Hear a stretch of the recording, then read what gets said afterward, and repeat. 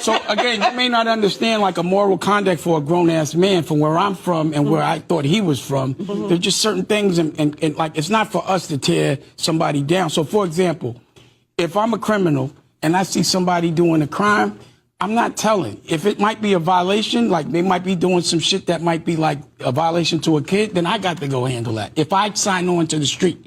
So for me, I'm not going to do that because that platform is not black owned. I'm never going to tear a black man down for a white man ever in my life. Also, I know Puff, right? And I don't think that, again, I'm not ever going to check for his moral character. As you see, we never did too much business together. But it would never be me to be the person to deliver. So all these platforms are owned by white men. So like any platform thing that you're on talking disparagingly about a black man, the platform, chances are that you're doing it on. He really talks about niggas, though. He doesn't talk about people. He is a bit of a chatty patty now, like recently. It's a white platform. And secondly, if you see someone doing a crime, you're not going to say anything. Like, you can't be for black people, but also indulge in behavior that is detrimental to black people. So if you live in a neighborhood and you see a crime, right, and you won't tell. Can you define the crime? Well, the crime could be anything. Like, you don't want crime in your neighborhood, right? Yeah. So if you're in a black community, you don't want crime there. So if you're not willing to say anything, and this is something that permeates, like, countless black communities, you're giving a safe space for the criminality to continue. But there's a school of thought of people who do not want to include police interactions with anything. That's yeah, but the main reason they don't want to talk to police is fear. That's right. And obviously, fear from the criminals, or fear in general, fear from police as well. Yeah, that too. But number one is fear because, you know, nobody wants to be known as a snitch or a rat. So they're afraid of retaliation from said criminal. And I feel like in order to improve these neighborhoods, people are going to have to step up and say, no, we're not going to sit in silence while you commit crimes in our neighborhoods, creating an unsafe environment for our children. We got to say something about it, and we got to do something about it. Not saying anything, you're giving a safe space to the criminals, is what I'm saying. So understand Dame's talk, but it also goes against, you know, just protecting the black community. Yeah, but did you hear in the same token, he's like, we handle it in a different way? If he said if it was a violation of a child. Yeah. So that was a caveat. That's still a crime. So if he saw a drug dealer in the neighborhood that he lives in, he's not saying anything. And he's not going to do anything about the drug dealer because that's seen as an acceptable crime. But when it comes to children, that's an unacceptable crime because, you know, child molestation, So he'll do something about that. But what about the other crimes? There's so many other crimes. Yeah, but, you know, again, disproportionately African Americans are thrown into jail longer. Numerous reasons they can't come up with a bail. You know, the lawyers are incompetent to fight the cases. Like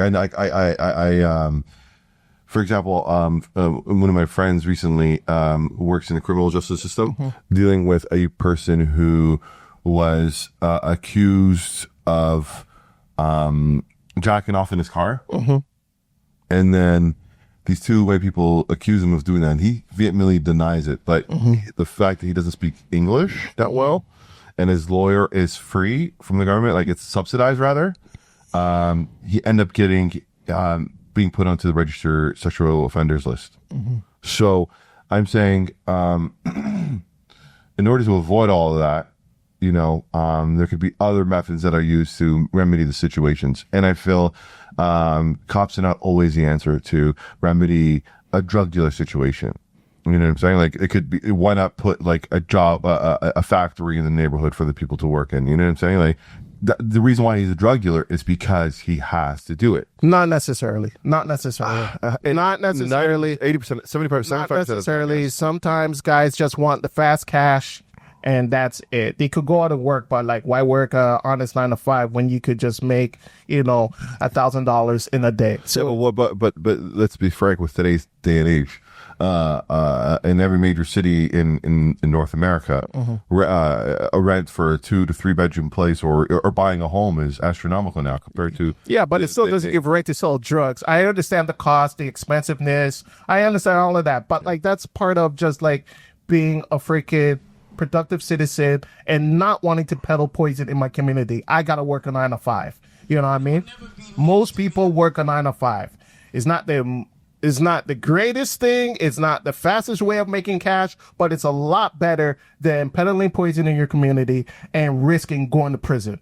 You know, so I'm not with the freaking excuses. There are some exceptions where like some people live in some neighborhoods that where like, yo, drug dealing is literally the only way out. But once again, I'm addressing what he said, where he said that he would see a crime, but he's not saying anything. And it's like he's witnessing the crime. It's not an allegation. He's seeing it, but he's not saying anything about it. And that is problematic. If you truly care about black people and keeping communities safe, when you see a crime, you should say something. And I understand the fear. The reason they don't want to do it is out of fear of retaliation. That's why they don't want to do it.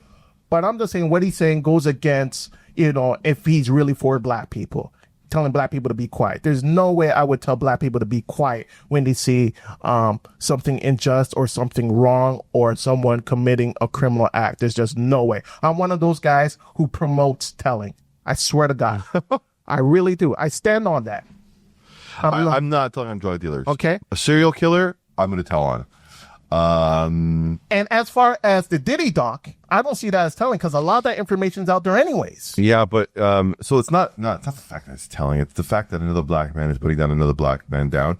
Not just solely for the greater good of the community, solely because he has a vendetta against him, and now he has a budget to do that. You know, I find it really, if it's not cool. I find it really greasy, and it's not. I think Diddy tore himself down. That's what it is. And Diddy did it at the expense of other black people. His artists, they would tell you how he treated them. Shit, the allegations around Biggie and Pac, like all the information's out there. So I understand, like, yo, I would never tear a black man down, but at the same time, Diddy tore himself down. Diddy needs to be held fully accountable for his actions. And, you know, people could criticize, 50 Cent for putting out the doc, but I feel like, yo, shit like this needs to be exposed. I don't care if you're black. If you're a shit black person, I want you exposed. No, I'm all for that, but not the messenger. This messenger, 50 is not the right messenger. Sorry, he's tainted. It's not. It doesn't feel genuine, right? With his whole rollout, his whole thing was low key cheesy. I really don't care about the messenger. You know, I really care about the information being accurate, the information being just being true. I want the information to be true, regardless of the messenger. If the message is true, if the evidence is there, if the receipts is there, I could care less about the messenger or their motivation for putting out the receipts in the first place. If the shit is accurate, that's what I care about. That's all I care about. So, yeah. But, you know, I understand the other part of it. Here's what I'm saying. You never see one of these kind of docs about a white person, and especially a white person pushing it. Like, you never seen the expose Elvis doc. You know what I'm saying? But you'll see the R. Kelly one. You'll see the P. Diddy one. You might see the Jay-Z one eventually. That's what they're saying. But, you know. First of all, Dame is a hypocrite because I just came to my mind. Didn't he have a white girl diss 50 Cent in a rap song? A white girl he called like the freaking white lesbian Aaliyah or some shit? Oh, hell no. I didn't see that. And you didn't see that? You got to bring out receipts. Remember the little white lesbian? Little white lesbian Aaliyah? Oh my God. Hi, Nicolette. I'm Nikki Likki, and this is Checkmate, a diss track to 50 Cent and Camron. This guy let this freaking Billie Eilish freaking Oh, shit. no brand chick go after Camron and 50 Cent. Right? But he's not willing to tear down another black man. But you'll let Sabrina Carpenter do it? Like this, see, the inconsistency is crazy with this dude. You get what I'm saying? Yeah, I see it. Like, if you're gonna deal with legends in our culture, shouldn't you be handling that? So for me, I treat him like the unk who we know accomplished a bunch of shit, and now he's like semi or washed up And he has such a dear place in our hearts that I kind of let him slide. Who are you talking about? Dame Dash.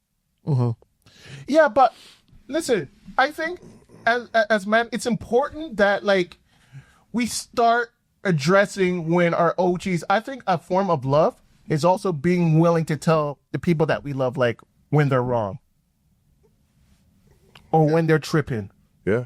You know, letting them slide is cool, but you also like with our kids. You're not just gonna let everything slide with your kids. You're gonna check them and be like, because we love them, we want the best for them. So it's like, yo, I want you to understand this. You know what I mean? Because if you let it slide, it could be detrimental to them. And I feel like we have let so much slide with Dame Dash, and this is why, like, people are at the point now, like, they're so fed up with him, and they're just, like, going after him, because it's like they let so much of the shit that he said slide. Now you're actually really seeing, like, some real pushback from people saying, yo, dude, you're a hypocrite. Yeah. You know what I mean? And it's kind of gross. And it's kind of, and it's getting embarrassing, and it's just like, dude, like, you need to stop. You need to chill. You need to pump the brakes. You know what I mean? But back to that tearing another black man down. Like, dude, you have your white artists going after 50 Cent on Camron on a white platform. YouTube is owned by white people. Like, all these platforms are owned by white people. So, like, I don't understand. Like, you know, I don't want to turn black, but you let Billie Eilish do it? Like, that's fucking crazy. Anyways, what else we got here? Billie Eilish is crazy.